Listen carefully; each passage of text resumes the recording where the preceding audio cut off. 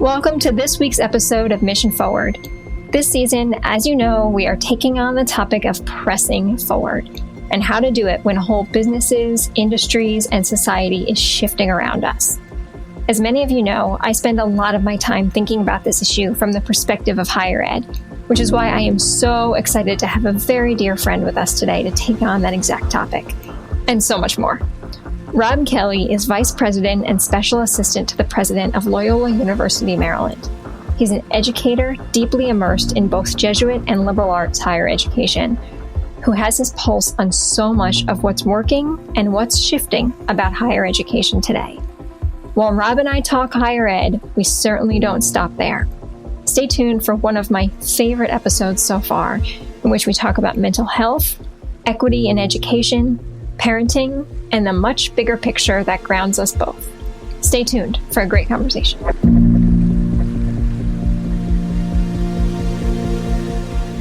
So Rob, I want to start with just a check-in. One, I want to know where you are today as folks are listening in on the podcast. Give them some context for where you are.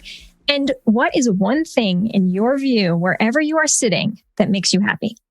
Yeah, that's a great question. And right now we are in the midst of bringing back all of our students here at Loyola University Maryland. We spent the fall semester in a virtual format with the students where they were doing online learning, but not living here. And the residential part here at Loyola is it's vital to who we are.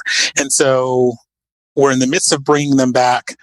It's been good to see them. It brings us a lot of hope that we see them, and yet we're bringing them back at a time when our nation is facing all sorts of turmoil, given the incidents that happened last week at the Capitol, and yesterday with the impeachment of our president of the country.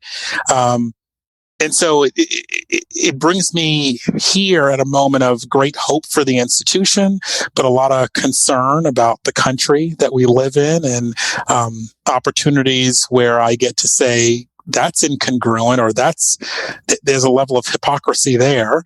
But at the same time, very hopeful for what the future could be, because I know what's happening next week. Right. And what will have happened by the time people hear this is that, in fact, we are now in a new administration with a new president. Exactly. So that's a good thing. This whole season is focused on this concept of pressing forward. And I had mentioned to you, I've been thinking a lot about this, on what it's like to be working in higher ed right now, in the midst of a global pandemic, in the midst of racial reckoning in our country, in the midst of an administration change unlike any other that we've seen in our nation's history, right? But I've got to imagine that you've got your fair share of obstacles in front of you, right? In terms of being in higher ed right now. We've known, or at least many people believed, that higher education needed to change. For years, there were certain things about higher education, everything from the cost, therefore access, to how assessment was being done and the experience of students, how much money was going in, where the money was going in, to the digital divide, issues around equity, inclusion, diversity, teaching, learning. All of these things were challenges. And yet, back in March of 2020, the institution was able to pivot fairly quickly to providing students with an online format. Many institutions were able to stay connected with their students. And I know not all institutions were able to do that. We were very lucky and blessed that we were able to do that. And part of it was many of the people who were involved, that they said, no, this is who we are. And we have to call every single student and find out how they're doing. We have to reach out to every single graduating student and find out, do you have a job? What assistance do you need? But I know that not every institution was able to do that. Not every institution cares to do that, because we've also had all sorts of challenges, financial challenges, for our families, but also for the institution in dealing with the pandemic. That what can we do? What can we afford to do? And then how do we change? So how do we change and pivot, get rid of the old, what needed to go? But at the same time, how do you change the institution and evolve the institution so that it can be responsive and relevant in a new age? Yeah, that's a big charge in front of you. Well, certainly, it sounds like you learned a lot. The organization, the institution learned a lot about itself and priorities coming out of 2020 and into 2021. And I know so many folks along the way just said, oh, we just got to get to 2021. Well, there's no magic, that happened between December and January. We're still in the same environment we're in. But what are you holding on to, right? In terms of what you saw, what changes were made, what brings you hope as you come into this new year? What are you holding on to? Yeah. So I think that many of our students, they felt so disconnected to the institution when they had to leave. There was a real sense of mourning, a sense of loss, and a longing for connection. When we made the decision to not reopen residentially in August, it really came as a blow to many of our students, many of our parents. We had parents calling saying, it's not right for my 21-year-old to be living at home. They need to be at college. They need to be figuring this out. And I think what I hold on to is it cemented for me, it solidified for me a desire that students have a hunger that we need to meet. They have a hunger for connection. They have a hunger to be in relationship with other people that they're going to physically see, not see through a computer screen, not interact with a mask on, even though for the time being we are going to do that. But it's a step forward to be able to see them, to be in the same room with them, although we're socially distant. That I hold on to that. There's such joy. I walked the campus yesterday. My daughter was here doing her schooling. She's 10. And so she was in my office doing her schooling at one desk. I'm across the room. And I said, let's go for a walk. And we went for a walk. And her observation was, Daddy, everyone seems so happy to be here. We saw students, run up to each other, give an elbow bump, but just jump up and down because they're happy to see one another. We saw people run towards each other and then give a head nod towards each other. They knew, they shouldn't really touch. And we don't know what the outcomes of all that's going to be in years to come, how people are understanding how to be in relationship and connection with one another. But I hold on to that. That gave me such a boost to see that. And to hear parents calling up after they've moved their son or daughter in, calling up saying, I just want to thank you. That was a seamless process. My son or daughter, they feel happy again. I see a gleam in their eye. That makes me hopeful for what I think are going to be some real big challenges that we have to face as a nation, whether it's racism, homophobia, whatever the issue might be. There's been so much like we villainize the other. We oppose what the other is saying. We have to find ways to listen to one another. And there's also to talk about unity in our country right now. And I hope that happens. At least there's desire for it now. And I don't know if a couple of months ago I would have said that there was a real desire for the unity part.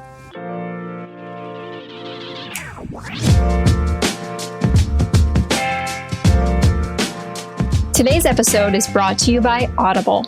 Get a free audiobook download and 30-day free trial at audibletrial.com/mission forward. There's over 180,000 titles for you to choose from, including some of my favorites, like Scaling Up Excellence, Getting to More Without Settling for Less. It's one of my favorite business books. Visit audibletrial.com/mission forward and get your free audiobook today.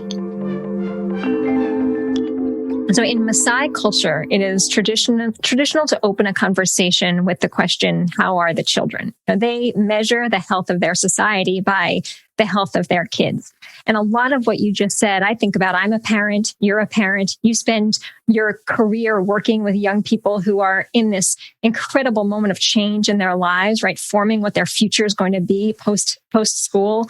And I want to stop and think about that for a minute, right? For kids who are going through this experience of college with this backdrop of our nation, right at this moment, right? How do you think the kids are doing? Yeah, that's a great question. I don't think they're doing great. And so my response is the students, they have a hunger, one for connection and community, but they have a desire for an adult way to have a conversation. a more mature way to engage across issues of difference. They want an adult spirituality. They have this hunger, and yet, they have not seen examples. They have not seen examples of how to achieve it. And so the responsibility on the faculty, the staff, adults, mentors, supervisors, and jobs and internships, it's their responsibility to connect the dots for the students, for the young people, so they can see a way through this. What our students today, I think, have seen is finger pointing, divisiveness, name calling, conflict that you get to roll around and feel good about, as opposed to feeling good about reconciliation, feeling good about reflection, feeling good about discernment. They have not seen that. And so when I think about what we are supposed to do, how we give people hope, how we give people direction, it's great because it's a great opportunity for us, but it's an awesome responsibility that I hope we're ready for. Gosh, if there were ever a call to arms to be a mentor, to be a partner, to be a coach, I mean, you clearly just laid out a pretty important outline there on what we all can be doing, those of us who are in a position to do it, to reach out to a young person. Yes. So you hold a fascinating role at Loyola, and I've gotten to see it firsthand, but you are a senior policy advisor. You are promoting active citizenship among the Loyola community, but you're also helping to ensure that Loyola lives its mission and its values. And I know firsthand, you are one of the most trusted and loved members of the Loyola community. You have a deep passion and focus on ensuring equity at every level of the institution. So I'm grateful on so many levels to be talking with you today on that front. I want to ask how you, with all of those roles that you hold, how you press forward, even when you're feeling like you're up against barriers, or sometimes maybe it feels like you're up against a boulder, right? How do you keep one foot in front of the other moving forward? It's been hard. Over the summer of 2020, when we saw the brutal killings, a lot of Black men, Breonna Taylor as one, and we saw the horrific way in which we were, one, talking about this issue or not talking about the issue. We saw the ways in which protests, the way they were handled, the way they were addressed, and it began to make me feel as if, as a Black man walking around in my Black skin, as a dad, as a citizen, do I matter? And there were some days when it was hard. It was very hard. I was touched by a number of classmates of mine from Loyola who reached out during those days and said, "Not going to ask how you are, but I want you to know that I'm here. I'm here if you want to talk today, if you want to talk next week, if you want to talk next month, but I want you to know that I hear you, I see you, and I'm here." That did more for me. And it happened over the course of a number of weeks. That did more for me to get me back on the wagon, focused on what I need to be doing for students. Because I was going inward to protect myself, to protect my family, my children's mental and physical well-being. And so I'm in a good space now because I had the time and I had the ability to lean on a number of colleagues and friends who I knew, but I didn't know, who made themselves available, and to let me know that they were dealing with struggles too, and to recognize the struggles that I live every day just because of life. Right. Thank you for sharing that. And I do hope you do know, and that enough people tell you, and I certainly will make sure I tell you every chance I can tell you, that you matter, Rob, on such a deep level, and have made an enormous impact and imprint on Loyola in a way that you may not ever realize the impact and imprint you have made. Thank you. Thank you. And will continue to make. Yes. So let's stay there for a few more minutes and maybe just zoom out a little bit more. But as I think about the impact that COVID, that the racial reckoning, that every single piece of what we have seen over the course of the last 4 years, quite honestly, as it relates to the administration and the the way that we have seen our democracy start to spiral out of control, quite frankly, right? That there is so much rebuilding of trust and unity that has to be brought back to the center to make sure that we are in a strong democratic society. That there's so much to do on so many levels, right? That can easily feel overwhelming. But I want to focus us in and think about as it relates to equity in higher ed, right? That we know that Black men and women are falling behind as it relates to making sure that they have access to education, that they are, if they are still in a virtual environment, that they are showing up in that virtual environment. How are you all thinking about the equity of the higher ed experience? And what have you learned out of COVID that hopefully may continue to improve how you think about equity and delivering higher ed? One of the things that came out during the summer of 2020 was that many of our students began to politically and mobilize. There was an activist mindset that they saw when they turned on the television and saw things that were happening around the country, that they began to mobilize themselves. And what was great about it is they said how they were feeling, and we heard them. They said where the struggles were, and we acknowledged them. We engaged in a conversation with them. And so now the opportunities and the avenues of conversation and real discussion, they're open. And we have some of the right people in place to be able to move and advance some issues. So I use it as an example. In the midst of all of this, it came to our attention, some of the concerns around a residence hall that we had named on campus. And we could have gone down the route of studying the issue for a number of years, because that's what most colleges and universities do. We study things. We look at everything from every side of it. And in the midst of this, we said, you know what? We have to look at this from the side of how does it feel for that to be your home? We cannot expect members of our student body to walk in there and feel at home and feel secure. It's a building as opposed to it being home. Right. And so we said to ourselves, you know what? We're gonna pray about it, and we prayed about it. We prayed a lot about it. We engaged in real tough conversation with one another, but we made a decision that we thought was the right one, and we changed the name of the building. The backlash to making that decision was tremendous.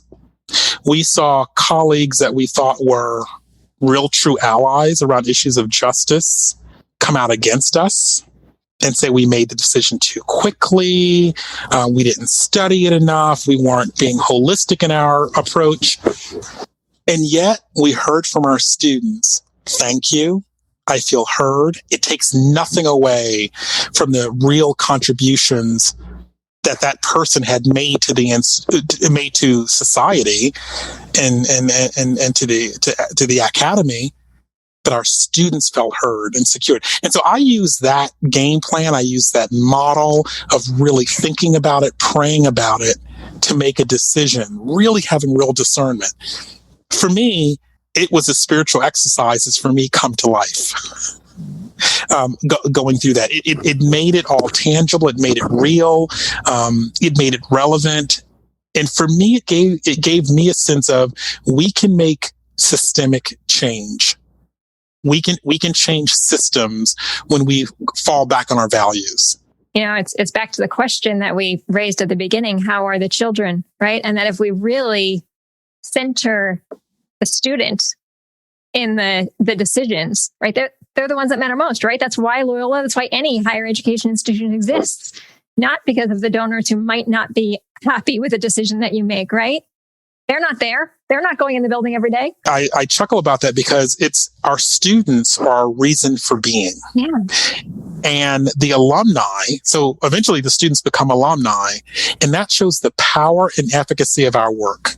And so when we have our alums who are out there who are changing systems, who are, for lack of a better phrase, speaking truth to power, when we have alums who are doing that, that shows the power that we are as a, institution of higher learning.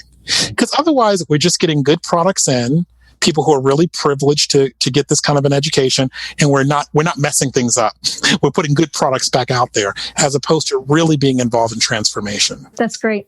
And it also speaks to this idea of like, what side of history are we going to be on? In every decision, I think about that every day in my business. What side of history am I going to be on in the decisions?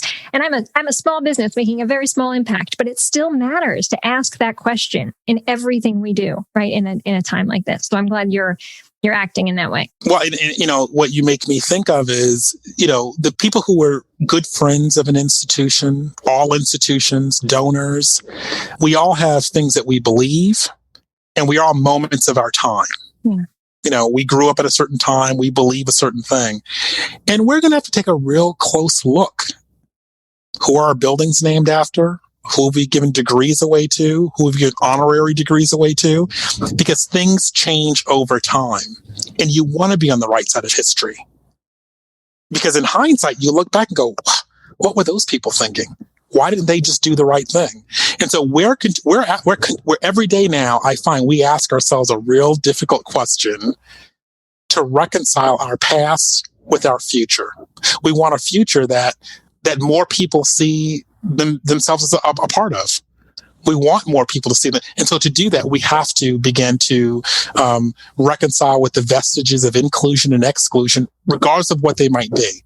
We have to reconcile that if we're going to move forward. And you do something that I think for those listening is something I think we can all do better. Going through life with eyes wide open and ears wide open and are willing to not just hear, but understand, but truly understand why and making decisions as a result of that. Well, Carrie, you're very insightful, because I even said to a parent just the other day about a heart being wide open. The parent was asking me about, why do we have to, why do they have to wear a mask? And I said, well, after 20 minutes, I said, eventually, if you really don't feel comfortable being back on campus, we gladly welcome you back in, next semester. But I want your heart to be open too. And she said that made a difference to her. Yeah, we're all humans. I'll tell you a quick story, and then I know we've got to wrap up. I've got one more question for you. But are you familiar with the NASA astronaut Leland Melvin? I believe he is the first African-American astronaut, and has okay. Yes. Okay, fantastic, amazing story. Also former NFL player. But he tells a story in his book about having been up in space in the first time, and he was in this great mission with astronauts from all over the world. And so they were looking out, and he says, so they're in space, and he said, "Oh, I see where I live. I see America." And then the French astronaut who's with him says, "I see France." And then the Russian astronaut says, "I see Russia." And he turned to them and he said, "If only our world leaders could be up here. If only they could look down and realize that we're not all just humans, but we're all earthlings. We all have a stake in what the future of this Earth is," right? That there's this much higher understanding of how we are connected. I think about that a lot. We're all earthlings, right? We're all in this at some level. That's beautiful. Yeah. Perspective. It's about perspective taking. The more we can get everyone else to sit in the seat of another person, try. It's very difficult to do. Walk in the shoes that someone else has been given or been able to put on, but have the perspective of someone else. My grandmother used to always say to me, define the truth in what you oppose and the error in what you believe. And just sit on the other side, get a different point of view. It's really important. That's beautiful. All right, here's my last question for you. Okay. So we're going to check out. Unfortunately, I wish we didn't have to already, but I want you to leave me with a great idea, an inspiration, a book, anything that's inspiring you these days. What would you share back with me? Well, I'm in the midst of reading Cast. I'm not sure if you've seen the book. And on one hand, it's what we don't learn, what we didn't learn, but it's a perspective. The book Cast has given me a perspective on everything in the world and how to look at when a dominant group is losing, what they might do. And again, I think it goes back to the perspective taking that we were talking about earlier, that we have to find a way to do that, but we have to find a way that we can understand, embrace, open our hearts, open our minds to changing times. there's nothing wrong with that. But the book cast it's blowing my mind. Yeah, it's amazing. And Isabel Wilkerson is one of my favorite all-time authors. She just has this like poetry in everything she says. It just comes across as poetry. So that's a great one. Thank you. Well, Rob, as always, you have left me feeling inspired, and this is certainly, without a doubt, going to be the best part of my day. So thank you for your time today and for everything you do. Thank you for having me. Thank you for having me. This has been great.